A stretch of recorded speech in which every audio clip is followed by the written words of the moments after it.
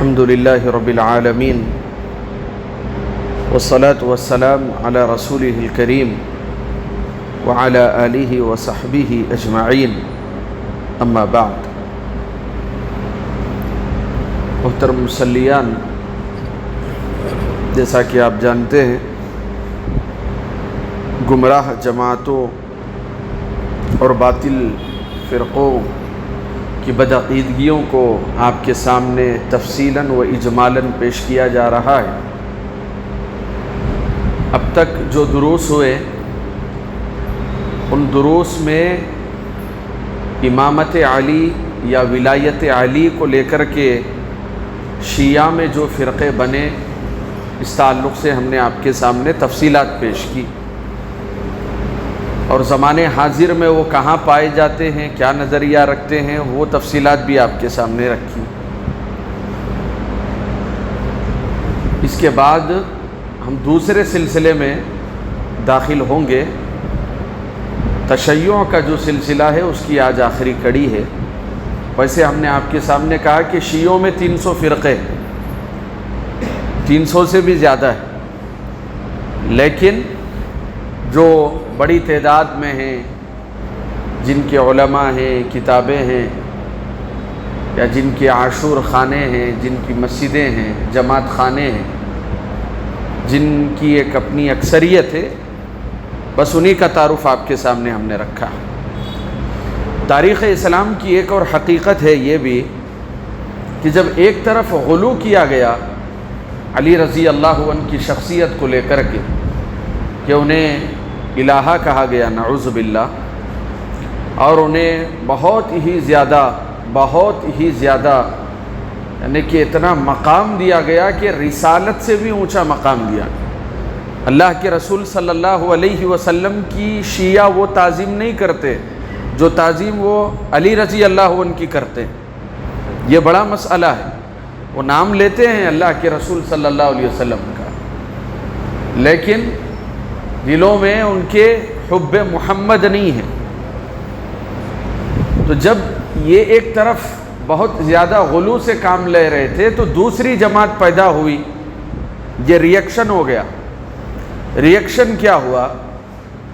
جب انہوں نے کہا کہ علی الہا ہے، خدا ہے، خالق ہیں، مالک ہیں، رازق ہیں، وہی اللہ کے رسول کے وصی ہیں، امام ہیں، تو دوسری جماعت نے کہا کہ علی عہدے کے لالچی ہیں، نعوذ باللہ. اب وہ ریئیکشن ہو گیا. تو اس جماعت کو کیا کہا جاتا ہے؟ ناصبی کہا جاتا ہے. ایک طرف تو رافضی ہو گئے، تو یہ دوسری جماعت پیدا ہوئی ناصبی. تو اب یہ علی رضی اللہ عنہ، حسین رضی اللہ عنہ، یا یوں سمجھے مختصر آل بیت کی خامیوں کو تلاش کرنے میں لگے. اور خلافت بنو امیہ کا جو دور تھا تو بعض جو بادشاہ تھے، بعض جو خلفاء تھے، وہ باضابطہ اپنے خطیبوں کو، جیسے آپ میں سے جو سعودیہ، دبئی یا عرب ممالک گئے ہوں گے تو آپ نے دیکھا ہوگا کہ جمعہ کے خطبے میں خطیب وہاں کے بادشاہ کے حق میں دعا کرتا ہے. خطبے جمعہ میں اگر عربی کوئی جانتا ہے تو سمجھے گا اس چیز کو. تو یہ سلسلہ جو ہے انہوں نے شروع کیا، بنو امیہ کے خلفاء نے، حکمرانوں نے. اور انہوں نے کہا کہ جب بھی خطبہ ہوگا تو علی کو گالیاں دی جائیں گی، حسنین کو گالیاں دی جائیں گی. تو بنو امیہ کے دور خلافت میں یا ان کے جو بھی سلطان تھے اس دور میں یہ سلسلہ شروع ہو گیا. ان کی تحقیر کرنے کے لیے، ان کو نیچا کرنے کے لیے، نیچا دکھانے کے لیے، کیونکہ ان کی لڑائی چل رہی تھی بنو عباس سے. بنو عباس جو اللہ کے رسول کے ہی خانوادے سے آتے ہیں، عباس رضی اللہ عنہ کی طرف نسبت کر کے. تو عباس رضی اللہ عنہ نے ساتھ دیا تھا علی رضی اللہ عنہ کا.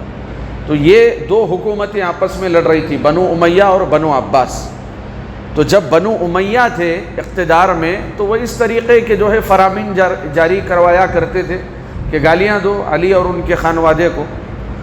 اور بہت سے ایسے خلفاء ہیں جو باضابطہ جو ہے مجلسوں میں حسنین کا ذکر کرتے تھے. یہاں تک کہ حسن رضی اللہ عنہ کے تعلق سے بھی کچھ ایسی، کیونکہ ان کے نکاح زیادہ ہوئے تھے تو ان کے تعلق سے بھی جو ہے اس طریقے کے الزامات لگائے گئے. چونکہ نواسہ رسول ہے، یہ ناسبیوں کا عقیدہ میں آپ کے سامنے ذکر کر رہا ہوں، تو یہ ایک دوسری طرف جماعت پیدا ہو. تو جو رافضی ہیں، جو شیعہ ہیں، وہ ہم اہل السنہ کو ناسبیت کی طرف منسوب کرتے ہیں. یہ میں بتانا چاہ رہا ہوں. ہم اہل السنہ کو، چونکہ ہم غلو نہیں کرتے تو وہ کہتے ہیں کہ یہ علی کی تعظیم نہیں کرتے، لہذا یہ ناسبی. جبکہ ناسبی یہ رافضیوں ہی کی پیداوار، یہ انہی سے نکلے ہوئے ہیں، اور یہ تاریخ کی حقیقت ہے، یہ انہی میں سے تھے. کہ علی رضی اللہ عنہ کو کوفہ کس نے بلایا؟ دارالخلافہ جو مسلمانوں کا تھا مدینہ تھا. ابو بکر رضی اللہ عنہ نے دارالخلافہ مدینہ کو بنایا، عمر رضی اللہ عنہ نے مدینہ کو بنایا، عثمان رضی اللہ عنہ نے مدینہ کو دارالخلافہ بنایا. تو دارالسلطنت عراق کو، کوفہ کو بنانے کے لیے مدینہ سے علی کو بلانے والے کون تھے؟ یہی تو تھے، عبداللہ بن سبا کے جو گروپ والے تھے. اور یہ علی رضی اللہ عنہ کے ہمدرد بھی نہیں تھے، ان کو معاویہ رضی اللہ عنہ سے بغض تھا. وہ کوئی علی کی محبت میں ان کا ساتھ نہیں دے رہے تھے، وہ تو بنو امیہ کی دشمنی میں علی رضی اللہ عنہ کا ساتھ دے رہے تھے. جبکہ علی رضی اللہ عنہ کا امیر معاویہ کے بارے میں اور امیر معاویہ کا علی رضی اللہ عنہ کے بارے میں کیا موقف تھا کہ دونوں ایک دوسرے کے خلاف کوئی اگر نازیبا کلمات استعمال کرتا تو اس کو منع کرتے. دونوں سے یہ بات ثابت ہے کہ امیر معاویہ نے کہا کہ علی سے جو ہماری لڑائی ہے وہ ایک سیاسی امر پر ہے، علی ہمارے بھائی ہیں. اور علی رضی اللہ عنہ کا بھی یہی موقف تھا امیر معاویہ رضی اللہ عنہ کو لے کر. تو یہی وہ جماعت ہے جس نے علی رضی اللہ عنہ کو بلایا، انہی میں سے یہ دو جماعتیں بنی، یہ رافضی، یہ ناسبی. یہ ایک طرف الہہ کہنے لگے تو یہ دوسرے طرف علی رضی اللہ عنہ کی توہین کرنے لگے. اور جب حسین رضی اللہ عنہ کو وہ مدینہ میں زندگی گزار رہے تھے، 18,000 خطوط لکھے کوفیوں نے اور انہیں زبردستی جو ہے وہاں سے بلایا. جب وہ پہنچے، مکہ پہنچے، انہوں نے کہا کہ عمرہ کر کے میں نکلتا ہوں. تو ان کے جو رشتہ دار تھے، بلکہ کچھ صحابہ بھی تھے، انہوں نے یہ کہا کہ دیکھو جنہوں نے تمہارے باپ کے ساتھ وفا نہیں کی علی کے ساتھ، وہ تمہارے ساتھ کیسے وفا کریں. تو یہ جو بات کہی جا رہی ہے کہ ناسبی اہل السنہ ہے، ناسبی یہ شیعہ ہی ہے. تو اگر کوئی شخص علی رضی اللہ عنہ کو برا بھلا کہہ رہا ہے، آل بیت کی تحقیر کر رہا ہے، تو یہ اہل السنہ والجماعہ کے عقیدے اور منہج کے خلاف ہے. تو یہ بھی شیعوں ہی کا ایک فرقہ ہے، کیونکہ بار بار لوگوں کے سامنے یہ کہا جا رہا ہے کہ یہ سنیوں کا فرقہ ہے. یہ سنیوں کا نہیں ہے، اہل السنہ کا یہ موقف نہیں ہے. اور جب انہوں نے اس طریقے سے تحقیر کی تو بہت ساری باتیں آئی. ایک طرف محبت میں غلو کر دیا تو دوسری طرف جو ہے اہانت میں غلو کر دیا گیا. اب جب شیخ الاسلام امام ابن تیمیہ رحمۃ اللہ علیہ نے رد کیا، جیسے میں نے کہا کہ ابن تیمیہ رحمۃ اللہ علیہ کی جو شخصیت ہے یہ سب کے لیے جو ہے درد سر بنی ہوئی ہے. کیوں؟ کیونکہ یہ صوفیوں کا بھی رد کرتے ہیں، یہودیوں کا بھی رد کرتے ہیں، عیسائیوں کا بھی رد کرتے ہیں، ہندوؤں کا بھی رد کرتے ہیں، بت پرستوں کا بھی رد کرتے ہیں، شیعوں کا بھی جو ہے پردہ فاش کرتے ہیں.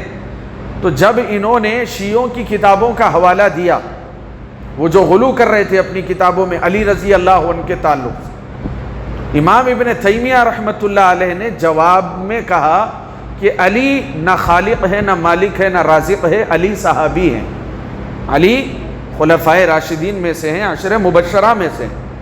اور حدیثوں میں جہاں بحیثیت بشر اور انسان کے ان سے جو غلطیاں ہوئی، ان غلطیوں کو شیعوں کا رد کرنے کے لیے پیش کیا، تو یہ دیوبندیوں نے ہاتھ صاف کر لیا. یہ دیوبندی اور بریلوی یہاں آ گئے اور انہوں نے کہا کہ یہ ابن تیمیہ بڑی تکلیف دیتا ہے، لہذا یہ ابن تیمیہ ناسبی ہے کیونکہ یہ علی کے غلطیوں کو تلاش کرتا ہے، کیونکہ ان کو تو موقع ہی چاہیے تھا. یہ سب آپ دیکھیں بہت سے جو ہے دیوبندی حنفی علماء ہیں، کیونکہ بڑی تکلیف پہنچائی ہے امام ابن تیمیہ نے ہر باطل جماعت کو کاری ضرب لگائی ہے امام ابن تیمیہ رحمۃ اللہ علیہ۔ تو یہ امام ابن تیمیہ رحمۃ اللہ علیہ کو اس طرف منسوب کرنے لگے اور جھوٹے حوالے دینے لگے کہ یہ ناصبی تھے اور یہ اس طریقے کے تھے، بہت ساری باتیں انہوں نے کہی ہے جو عوام کے سامنے کہنا مناسب نہیں۔ تو بہرحال یہ ناصبی جو جماعت ہے یہ آج منظم طور پر کہیں پر موجود نہیں ہے، جیسے رافضی موجود ہیں تو ویسے ناصبی موجود نہیں ہیں۔ یہ ایک وقت کے لیے ابھرے تھے جب خلافت کے جو ہے لڑائیاں ہو رہی تھی، تو ایک گروہ یہ ناصبیوں کا یہ علی رضی اللہ عنہ کے پاس گیا اور جا کے کہنے لگا کہ جب سے جو ہے خلافت کا معاملہ آیا ہے علی تم نے لاکھوں مسلمانوں کا خون بہا دیا۔ سیدھے کہا انہوں نے علی رضی اللہ عنہ سے، کہا کہ ابو بکر کا زمانہ تھا خلافت کے لیے کوئی لڑائی ہوئی، عمر کا زمانہ تھا کوئی لڑائی ہوئی، عثمان کا زمانہ تھا 10 سال وہ بھی خلیفہ رہے، مسلمانوں کا خون بہا، جیسے تم آئے ہو عہدے کی لالچی بن کے، عہدے کی حرص ہے تمہارے اندر اور تم نے لاکھوں مسلمانوں کی جان لے لی اپنے عہدے کی لالچ میں۔ اور یہاں تک کہ اتنا ہی نہیں کہا بلکہ کہا کہ تم کافر ہو گئے۔ یہ خوارج کا جو موقف تھا وہ موقف جو ہے ناصبیوں کا بھی تھا۔ خوارج ان سے کچھ الگ ہیں اپنے مسلک اور نظریے میں، کیونکہ خوارج امیر معاویہ کو بھی کافر بولتے تھے۔ عمرو بن عاص، امیر معاویہ، علی اور یاسر، عمار ابن یاسر، جو بھی صحابہ ساتھ میں تھے سب کو جو ہے کافر بولتے تھے۔ البتہ ناصبیوں نے صرف اور صرف علی رضی اللہ عنہ کو کافر گردانا ہے۔ آج منظم طور پر یہ جماعت کی شکل میں موجود نہیں ہے، البتہ علماء کا یہ کہنا ہے کہ اگر کوئی شخص آل بیت سے اور علی سے نفرت کے یہ جذبات رکھتا ہے تو اسے ناصبی سمجھا جائے گا، کیونکہ اہل سنہ کا موقف کیا ہے؟ آل بیت سے دیگر مسلمانوں کے مقابلے میں زیادہ محبت کرنا ہے۔ ایک عام جو مسلمان ہے، ایک عام جو خاندان ہے، اس سے زیادہ 1-2 درجے زیادہ محبت کی جائے گی آل بیت سے۔ اور علی رضی اللہ عنہ کے جو فضائل ہیں اس سلسلے میں وہ بہت مشہور واقعہ کہ اللہ کے رسول صلی اللہ علیہ وسلم نے بیان فرمایا، لَأُعْتِيَنَّ الرَّایَةَ رَجُلًا يُحِبُّ اللَّهَ وَرَسُولَهُ، کہ میں کل جھنڈا ایک ایسے شخص کو دینے والا ہوں جو اللہ اور اس کے رسول سے بڑی محبت کرتا ہے۔ ایک جنگی مہم پر بھیجنے والے تھے اللہ کے رسول، تو اس کا جو جرنیل اور سپہ سالار ہے تو میں ایسے شخص کو بناؤں گا، کل یہ جھنڈا اس کو دوں گا کہ جس کی قیادت میں لوگ جہاد کریں گے، جو اللہ اور اس کے رسول سے محبت کرتا ہے، نہ صرف وہ اللہ سے محبت کرتا ہے بلکہ اللہ اور اس کے رسول بھی اس سے محبت کرتے ہیں۔ تو عمر بن خطاب رضی اللہ عنہ کہتے ہیں کہ زندگی میں کبھی عہدے کی خواہش نے انگڑائی نہیں لی تھی، لیکن جب اللہ کے رسول نے یہ بات کہی کہ اللہ اور اس کے رسول بھی اس سے محبت کرتے ہیں تو مجھے لگا کہ وہ جھنڈا میرے ہاتھ میں آ جائے، کہ اللہ اور اس کے رسول مجھ سے محبت کرنے لگے۔ زندگی میں پہلی مرتبہ عہدے کی چاہت ہوئی تھی صرف اللہ کی محبت میں۔ اور جب سب لوگ جمع ہوئے دوسرے دن جب مہم پر روانہ ہونا تھا تو اللہ کے رسول صلی اللہ علیہ وسلم نے دیکھا مجمع میں اور پوچھا این علی، علی کہاں ہے؟ وہاں پر موجود نہیں تھے علی رضی اللہ عنہ۔ تو کہا کہ آشوب چشم کے مرض میں مبتلا ہے۔ تو کہا کہ علی کو بلاؤ۔ بلایا گیا تو اللہ کے رسول صلی اللہ علیہ وسلم نے اپنا لعاب لے کر کے علی کی آنکھوں میں لگایا اور اسے شفا مل گئی، اور اس کے بعد وہ جھنڈا اللہ کے رسول صلی اللہ علیہ وسلم نے علی کے حوالے کر دیا۔ لہذا علی رضی اللہ عنہ کی یہ وہ شخصیت ہے جس سے محبت کرنا یہ ایمان کا حصہ ہے۔